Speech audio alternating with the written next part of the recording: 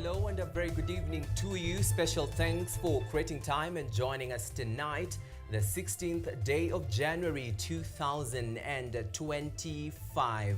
The 30 minutes plus of this broadcast begins right now with the top stories.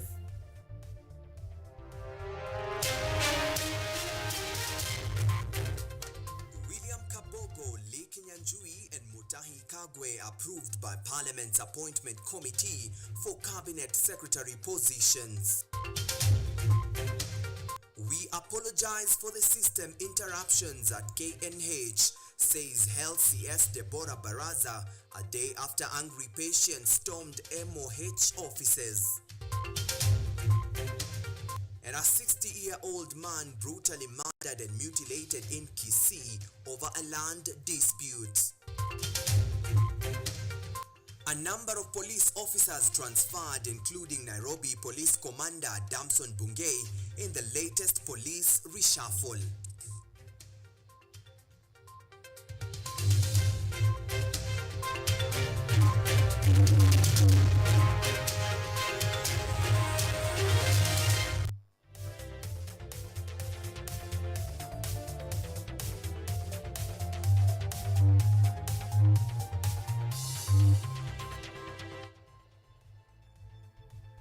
This is Kutv Primetime News with Theo Macharia.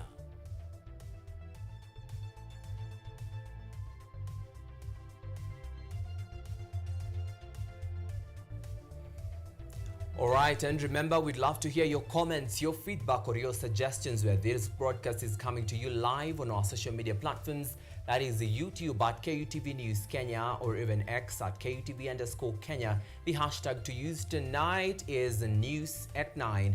And our sign language interpreter is Sami Okello, or even my name is Theo Macharia. Together, let's bring you a pace and candid with the latest making headlines in the world of news.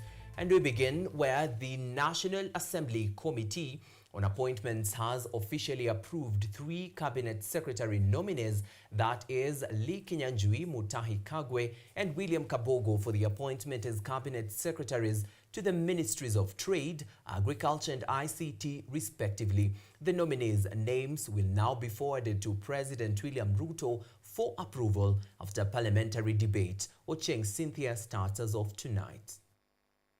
The National Assembly Committee on Appointments has given its seal of approval to the trio of Cabinet Secretary nominees, who include Lee Kinyanjui, who was nominated for the Ministry of Investment, Trade and Industry, William Kabogo for the Ministry of Information, Communication and Digital Economy, and Mutahi Kagwe for the Ministry of Agriculture and Livestock Development. This House approves the appointment of the following persons as Cabinet Secretaries. 1. The Honorable Mutahi Kagwe, EGH, in the Ministry of Agriculture and Livestock Development. 2. The Honorable William Kabogo, Information, Communication and Digital Economy. 3. The Honorable Lee Kinyanjui, in the Ministry of Investments, Trade and Industry. Thank you, Honorable Speaker. The nominees faced a tough vetting session on the 14th day of January 2025, where they defended their suitability for the roles. Mutahi Kagwe, the former Health Cabinet Secretary, underwent intense scrutiny regarding his previous tenure, particularly his handling of the COVID-19 pandemic.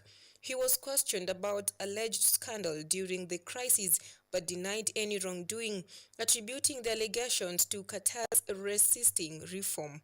Kagwe promised to apply lessons learned from the pandemic to reform Kenya's agricultural sector. He also advocated for a more consultative approach to the vaccination issue that has caused unrest in the country. So the matter is simple. Here is a vaccine. It is for foot and mouth disease. You have a goat. Do you want the goat to be vaccinated? You say, yes, I want to be vaccinated. We vaccinate. You say, no, I don't want my goat to be vaccinated. Sawa. Do you have a cow? Do you want the cow to be vaccinated? This is the reason why it is to be vaccinated. You say, yes, we vaccinate. You say, no, we don't vaccinate. Allah. Upon his appointment, Kagwe will inherit a public office full of mistrust due to the previous fertilizer scandals. William Kabogo, a seasoned politician who previously served as Kiambu governor and MP for Juja, had faced questions regarding his suitability for the ICT sector due to his lack of a professional background in technology. If approved, Kabogo will become the third ICT cabinet secretary under President Ruto's administration, tasked with addressing concerns over the misuse of social media, particularly by the Kenyan Gen Z who have criticized the president online. What do you want to tell those young Kenyans on social media, because this ministry is responsible for social media, and who are actually out there saying that they believe this position should have been given to a very young techno-savvy youth? Speaker, I agree entirely with the member, and if I'm confirmed, I'll fix it. Lee Kinyanjui, the former governor of Nakuru County and nominee for cabinet secretary in the Ministry of Investment, Trade and Industry, will have to face the challenge of addressing high energy cost that is adversely affecting the manufacturing sector. After being debated in Parliament, the nominees' names will be forwarded to President Ruto for appointment. Ocheng Cynthia, KUTV. All right, many thanks Ocheng Cynthia for that comprehensive report. Let's now move on, where Health Cabinet Secretary Dr. Deborah Baraza today visited the Kenyatta National Hospital a day after patients from the hospital stormed the Ministry of Health's offices to air their dissatisfaction of the workability of the social health insurance and health services at KNH. CS Baraza has explained that the hospital had been facing system interruption challenges, which have now been resolved. Dr. Baraza additionally apologized to Kenyans and those affected by the system interruption. A day after patients filled with rage stormed the Ministry of Health offices, lamenting over the slow services at Kenyatta National Hospital and the SHA health insurance. We've been waiting for the SHA to work. It is not working. We have ladies, please, if you want, you can come and join us down there. We have patients who are sitting out there waiting for that SHA, and it is not working. They are not. The Health Cabinet Secretary Deborah Baraza today visited Kenyatta National Hospital to assess the situation at the hospital. CS Baraza revealed that the hospital has been facing system interruption challenges from Tuesday, which have now been resolved. We are happy to report that the system is up and running following great work. There was tireless and endless work among the technical team. I had instructed them to look at interventions to ensure that we don't have any kind of system interruption, have an alternative in case it do so happens. And we are happy to report to Kenyans that yes, we have an alternative system, and we have experienced and seen that there is no system interruption. The incidents occurred on the 14th and 15th up to 10 a.m. and the backlog has been sorted. Patients have are receiving seamless services. The health CS joined the Kenyatta National Hospital CEO Dr. Everson Kamuri and apologized to Kenyans and those affected by the system interruption. Equally, we want to really apologize on behalf of the ministry for the challenges that our patients faced. As we had said earlier, this government is a people-centric approach. We take patients' concerns seriously, and we are going to address them, robustly, and there will be team intervention even as we address them. The Health Cabinet Secretary has also confirmed that her ministry has been able to identify patients who stormed the ministry yesterday, saying that some of them have returned to the hospital and received treatment. The Cabinet Secretary has reassured Kenyans that her ministry will provide quality healthcare services to Kenyans. Blue Smile Hassan, KUTV. And Deputy President Professor Kithure Kindiki now says that the government is doing everything possible to unlock all constraints for the Dongo Kundu Special Economic Zone after it failed to kick off on accounts of legal policy and operation bottlenecks. Kindiki was speaking at his official Karen residence during an interministerial roundtable meeting with Cabinet Secretaries Davis Chirchir and Salim Mvurya alongside Principal Secretaries.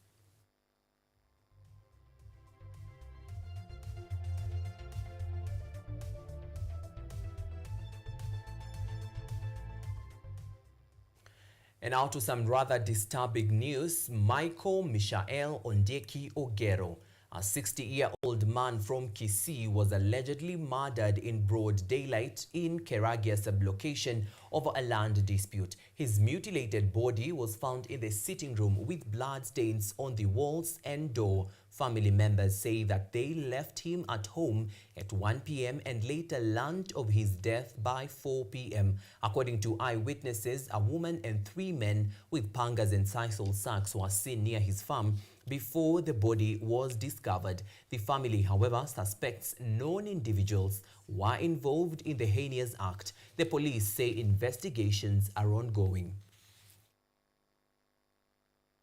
Mwenye amekufa ni babangu na alikufa jana. Ni wachamaa walikuja wakamfamia kwa nyumba, akauawa, wakamuua. Kuna aunti yangu ambaye walikuwa wanaishi na mzee, akanielezea ya kwamba kuna watu wamepanda kutoka kwa barabara na mapanga na walikuwa wana magunia. Magunia ni kama walikuja kuharvest mahindi, ilikuwa kwa shamba. Sasa katika hii harakati kuna issues za mashamba zinakuanga. Katika hii harakati wakapichana na mzee, ni kama wakamlemea, wakamuua. And the National Police has announced major reshuffles affecting top-ranking officers in a move aimed at enhancing operations within the service. Kiambu Police Commander Michael Nyaga Mushiri has been appointed as the new National Police Service spokesperson, replacing Dr. Rezila Onyango. Dr. Onyango has been moved to the Diplomatic Police Unit, where she will serve as the commandant. In other changes, Michael Sang, previously head of the Serious Crime Unit at the DCI, will now oversee operations in Eastern as the regional head of the DCI. Judy Jebet takes over as the head of community policing, succeeding John Gashomo, who has been reassigned to police headquarters. Additionally, Rhoda Kinanu, formerly the commandant of the Diplomatic Police Unit, and Eastern DCI regional head Daniel Korir have been redeployed, with Korir now heading the Kenya Airports Police Unit known as KAPU.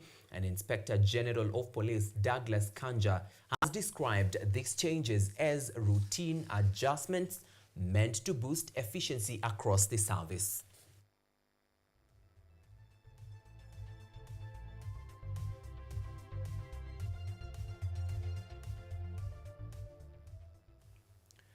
Kenyan consumers are bracing for higher sugar prices following the government's introduction of a 4% sugar development levy known as SDL on domestic and imported sugar effective February 1st, 2025. Agriculture and Livestock Cabinet Secretary Aden Duale gazetted the Sugar Development Levy Order 2025, aligning with reforms under the Sugar Act of 2024 signed into law by President William Ruto last year.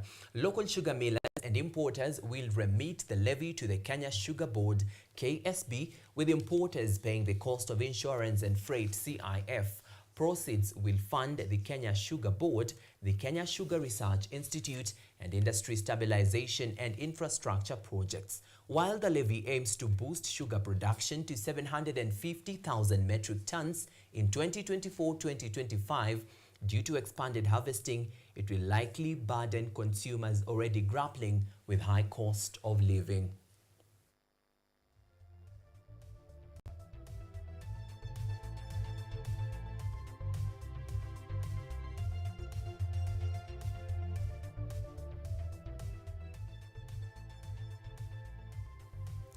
Alright, and on that note, 15 minutes past the top of the hour, we are taking our first short commercial break right here on News at 9. See you on the other side with more top stories. Keep interacting with us on our social media platforms. See you on the other side.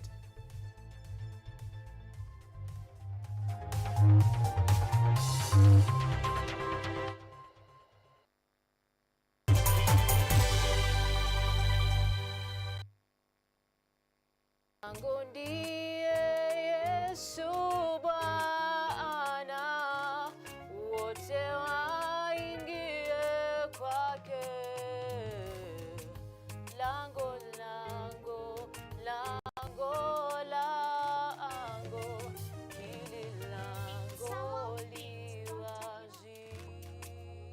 I am right here for your sake. Now, today we are going to talk about the beginning of a fall. But not just a fall, it is a fall never to recover. If you spend your time sleeping, na tumesema while you are drunk, your senses are sleeping. Bwana Yesu asifiwe. How are you doing today? I'm well in the Lord. I hope you are well in the Lord.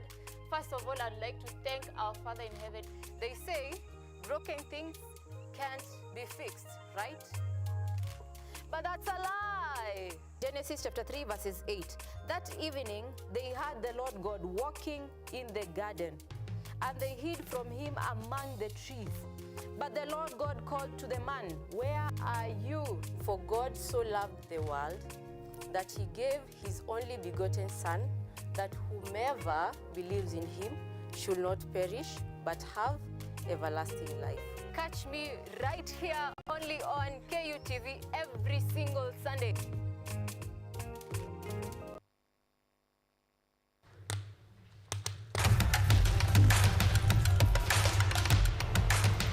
Access to knowledge, solution to unanswered questions.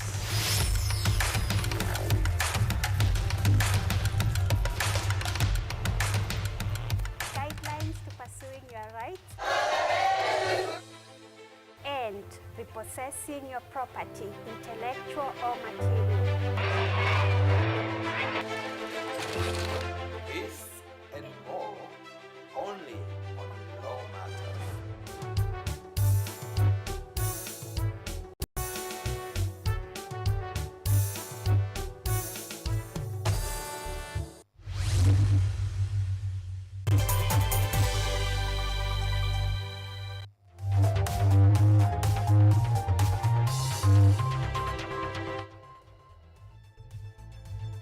You are watching KUTV Primetime News with Theo Macharia.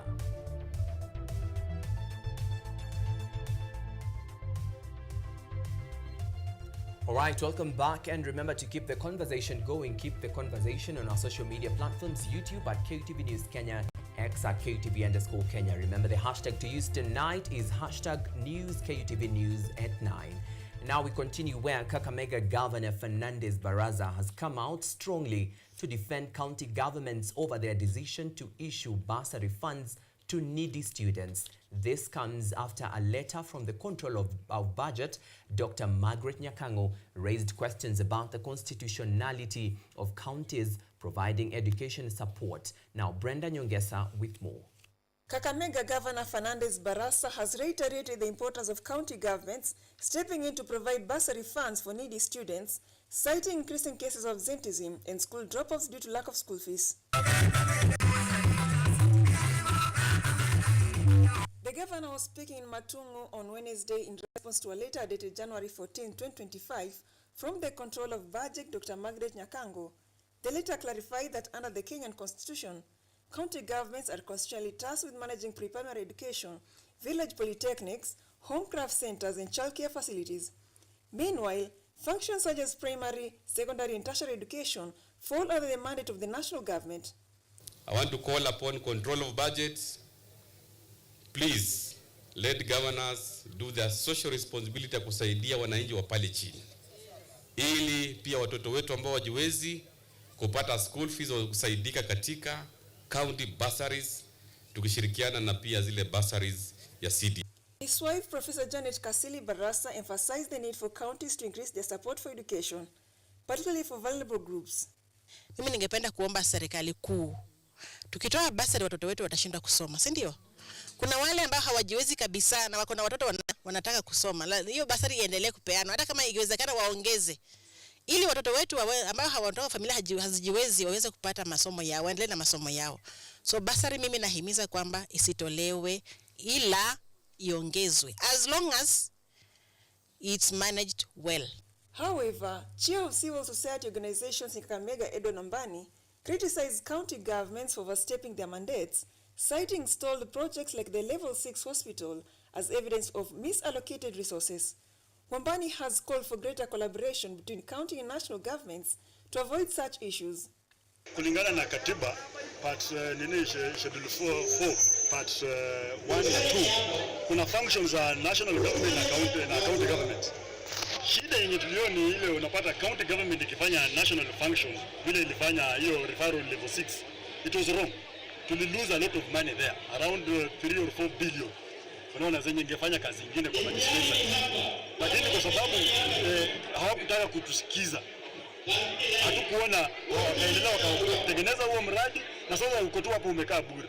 Bado serikali national government haifanyi kitu, county government haifanyi kitu. Imesimama. Na hata ndio kulikuja tukasema miradi ile ambayo inahitaji pesa kubwa kubwa kama hiyo stadium ni vyema mnaongea na national government because katiba inakubali mambo ya cooperation and coordination pamoja kufanya kazi pamoja. The letter from the Control of Budget further states that county governments must establish intergovernmental agreements as prescribed under the Article 187 of the Constitution to perform functions outside their mandate.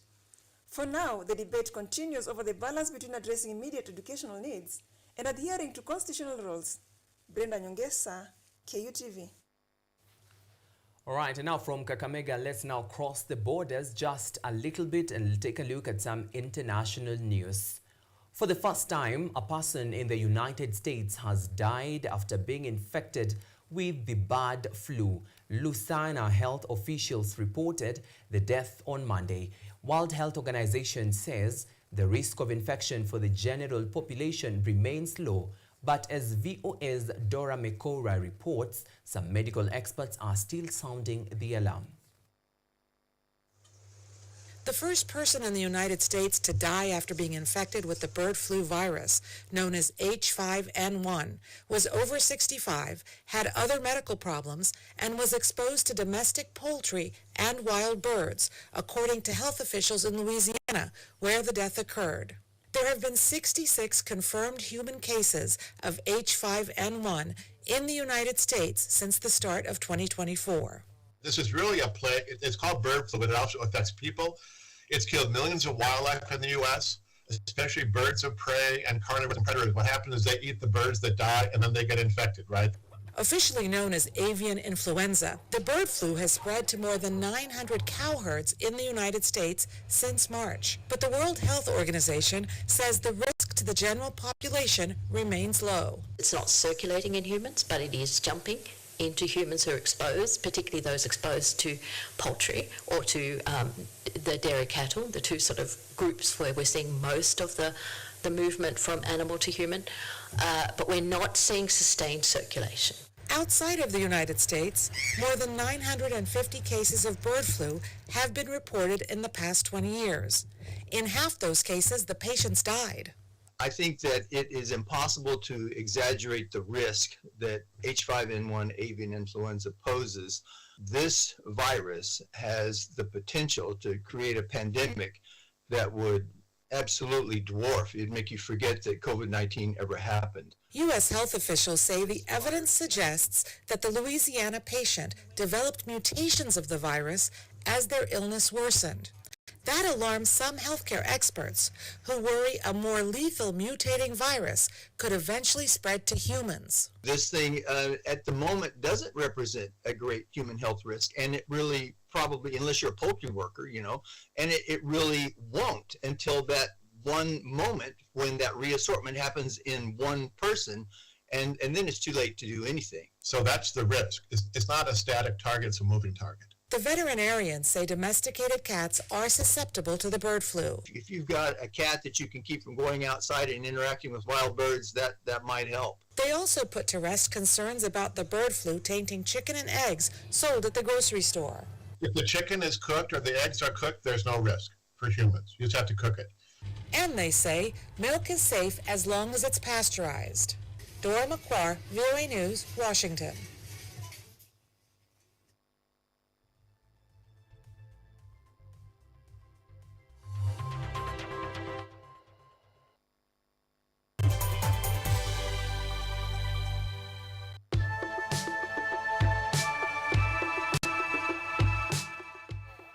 In a world where uncertainty rules and opportunities are scarce, it's time to break from the barrier and unlock your full potential. We must live within our means. We cannot spend money that we don't have. We will explore the fascinating world of investment, trade secrets, business strategies, and entrepreneurship. Sasa challenges ziko mingi sana. Parking ya mzigo imekuwa mbaya. Unaweka pesa yako inakataa kurudi.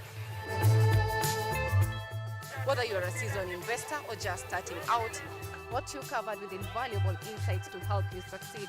Now, this year we have seen a rebound in the economy, which is well above the global average of the 3%. Join me, Anyango Sylvia, every Sunday and Monday on KUTV News at 9, and let's turn your dreams into reality.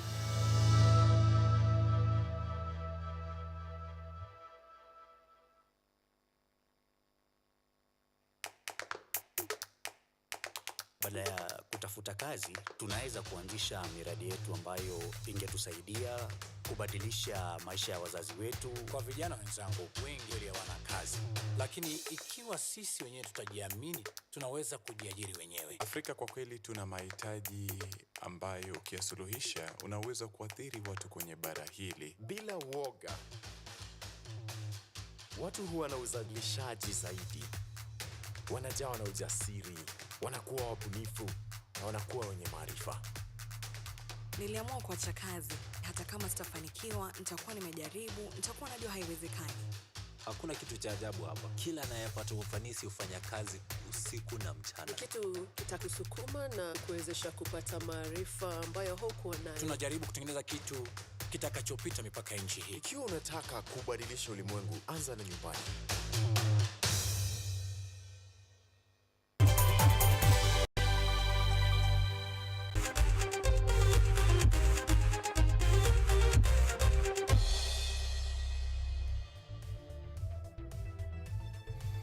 All right, 3 minutes shy from past top of the hour. Let's now get sporty right here on KUTV News at 9 on this day, the 16th of January 2025.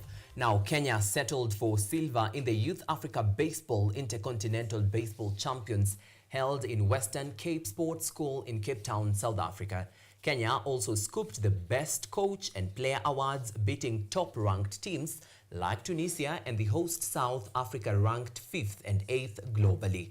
Kenya has already bagged the ticket to participate in the upcoming Youth Baseball World Cup Championships that will be held in Mexico on November 2025. Our first match was against Zimbabwe, that we won 2-0.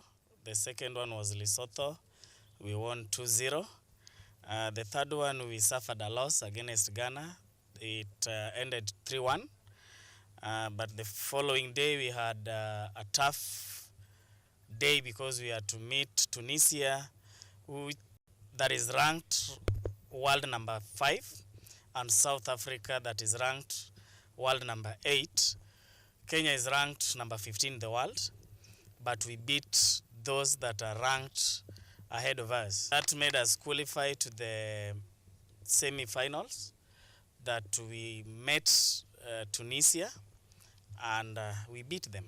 We lost in the finals, but our goal in South Africa was to qualify for the World Cup that will take place later in the year in Zocalo, Mexico.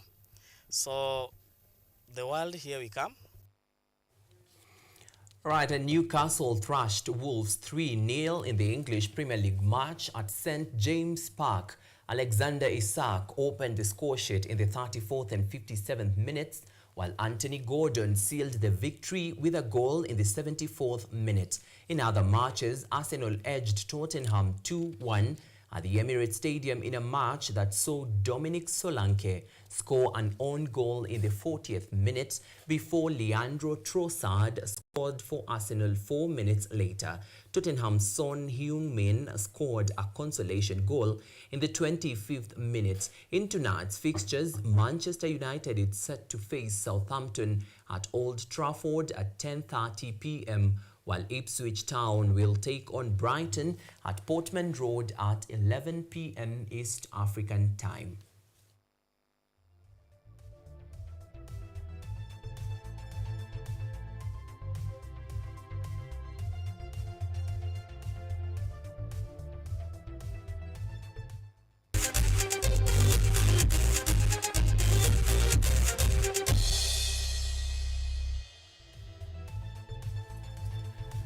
Great, and exactly 30 minutes past the top of the hour. Those sports stories brings us to a close of tonight's broadcast. I hope the 30 minutes of this broadcast you are adequately informed. Many thanks for the interactions coming in on our social media platforms. Let me start with YouTube. Many thanks Jesse Maina for watching this broadcast. Also Elizabeth Mukami.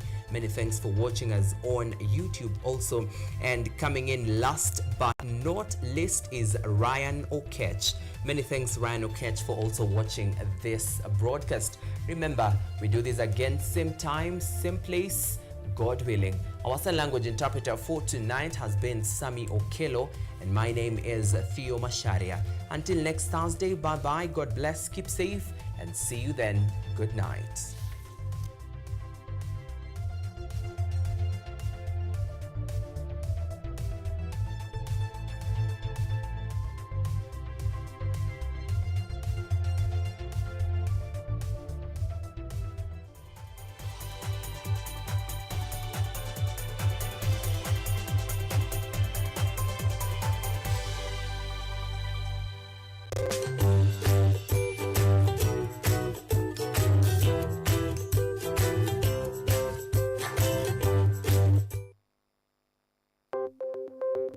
Maelfu na maelfu ya wahamiaji wakiwa na watoto kutoka nchi za Amerika ya Kati wanaendelea kuwasili kwenye mpaka kati ya Marekani na Mexico. But folks, I'm going. Thank you very, very much. I appreciate it. Ni habari kutoka pembe zote